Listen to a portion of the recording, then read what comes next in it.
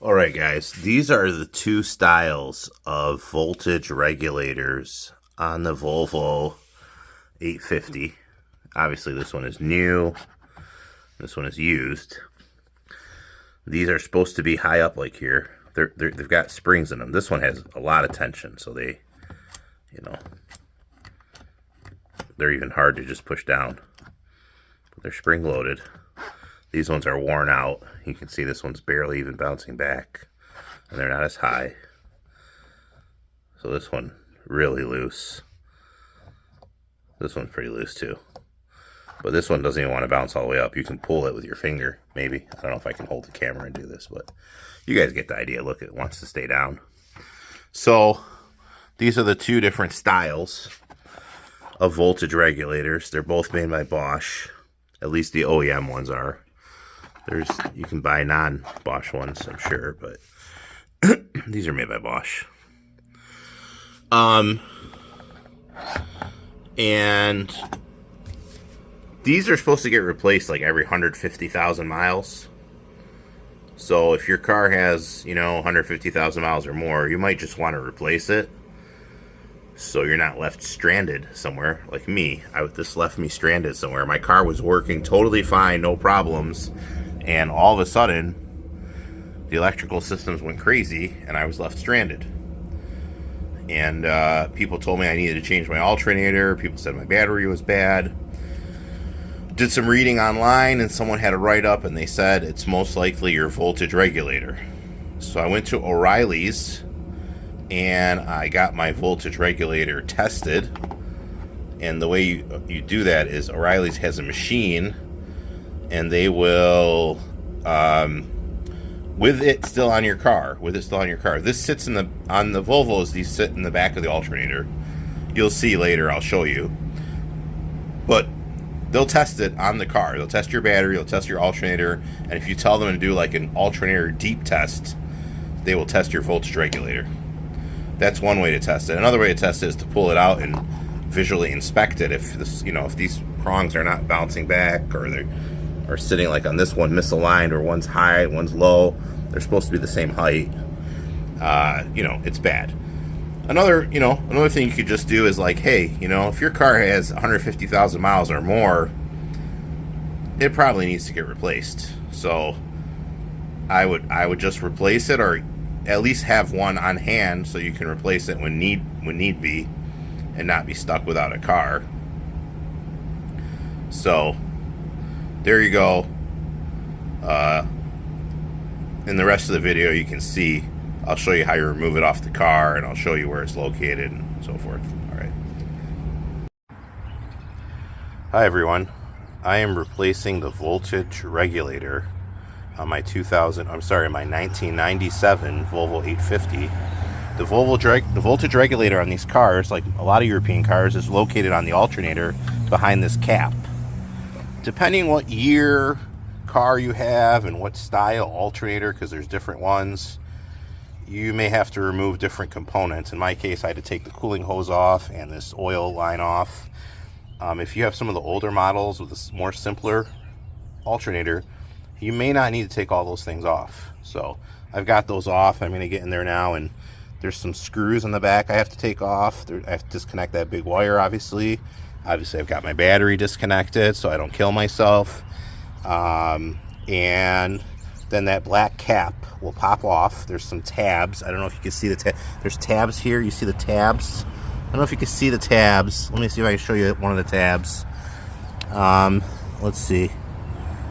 Oh boy. Well, right.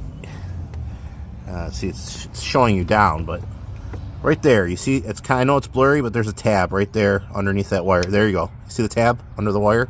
I know it's blurry. I'm sorry. It's hard. There's a lot of distractions, a lot of things here.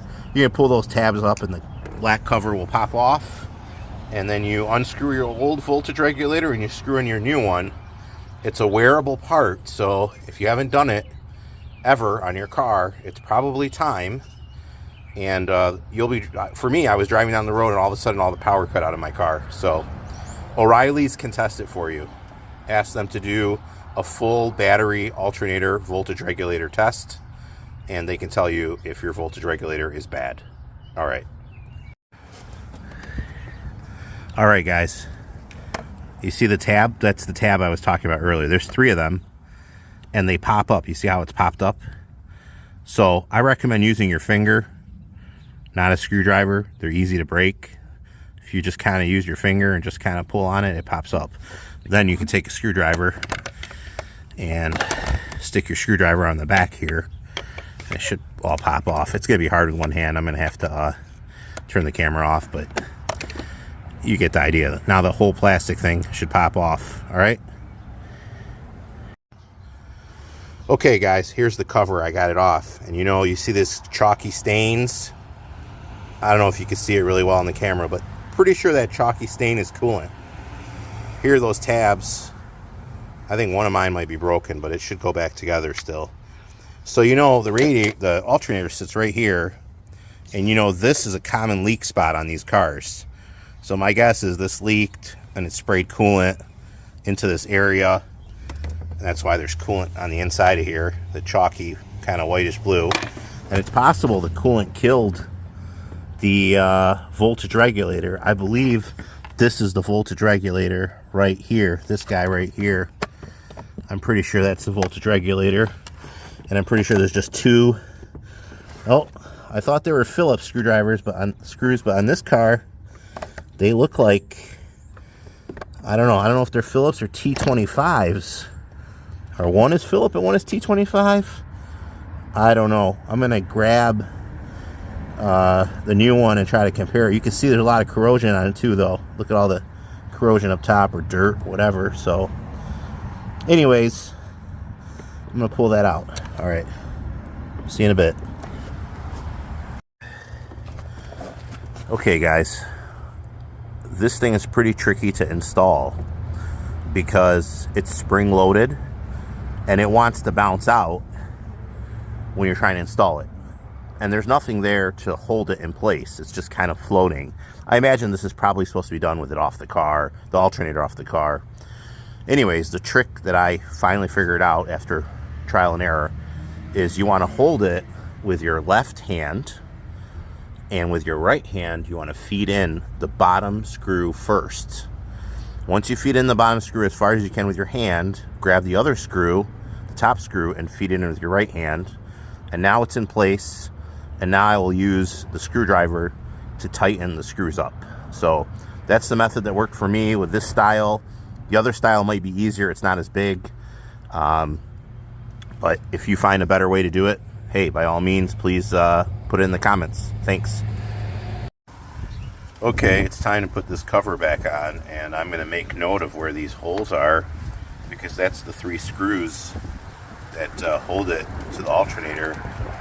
I don't know if you really need them. It's got these tabs, and it's got this big nut. I'm sure it would not come off, but if you can get those screws back in, you probably should. It's probably excessive. Like I said, I'm sure these tabs and this nut it'll never come off, but I'm gonna try to put the screws back on if I can. All right. Okay, I just want to show you guys this. I got the cover on, which was not easy, but doable. And the trick was to push this wiring harness. It wants to sit here, so pushing it out of the way very gently, of course. Gently pushing it out of the way. There's a lot of small, tiny wires. Be very gentle. And pushing out of the way, and then you can get the cover on. And now I'm going to put the screws back in, and the nuts, and all the connections, and we're almost there. All right, bye.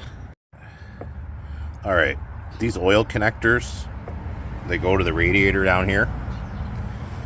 They've got 2 seals on them. One is this black seal in the front, which almost never breaks. The second seal is a clear seal. Here it is in my hand, and it's broken. It sits here on the back, like that. These are kind of hard to find, these clear seals. They're hard to see. You might not even notice it the first time. You might think it's part of this metal. They're hard to find, they're expensive, they're hard to see, and they're really hard to put on. I have a new one, so I'm going to put the new one on. But if you don't have a new one and you had to reuse this, you probably could. You could just put some Vaseline to hold it in place.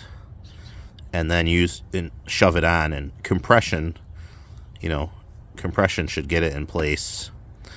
Obviously not ideal. Better to put a new seal on if you can, but definitely a terrible automotive design. All right. Well, that wraps up this video. I let her run for about 10 or 15 minutes, and then I took her for a drive, and she drove great. Picked up some Taco Bell.